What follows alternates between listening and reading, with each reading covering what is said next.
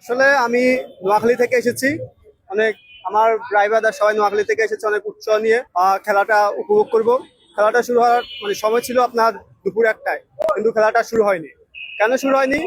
বিসিবির সাথে খেলোয়াড়দের একটা মনোমালিন্য চলতেছিল, তাই খেলাটা শুরু হয়নি। কিন্তু আমার কথা হলো যে মিথুনকে নিয়ে, মিথুনকে আসলে বাচ্চা বলা বাচ্চাদের মতো, বাচ্চারা যেরকম বলতেছে ও যদি এটা করে তাহলে আমি এটা করবো, ও এটা না করলে আমি এটা করবো। লাইক আপনি বাচ্চা যখন বলে যে আমাকে মোবাইল দেন তারপর আমি পড়তে বসবো, এরকম আর কি। মিথুনের কথা হচ্ছে যে নাজমুল ইসলামকে পৃথিবী থেকে প্রত্যেক করান, তারপর আমি খেলতে যাবো।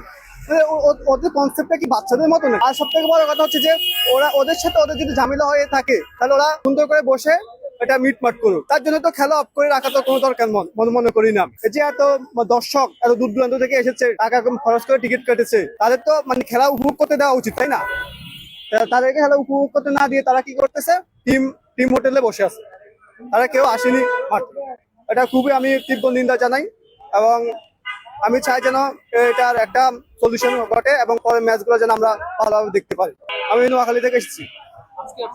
আজকে আসছি, সকাল থেকে আসছি। সকালবেলা আসে আমার ড্রাইভাররা সবাই মিলে ওখানে আছে, সবাই এখন খাইতেছে আর কি। সকাল থেকে কিছু খাইনি, ভাবছে 1টা বাজে ঢুকে খেলা দেখে একসাথে বের হয়ে খাবে, কিন্তু এখনো কেউ খাওয়া দাওয়া করেনি। এখন সবাই খাওয়া দাওয়া করতেছে, এরপরে একটু আমরা আবার নোয়াখালীতে ব্যাক চলে যাবো।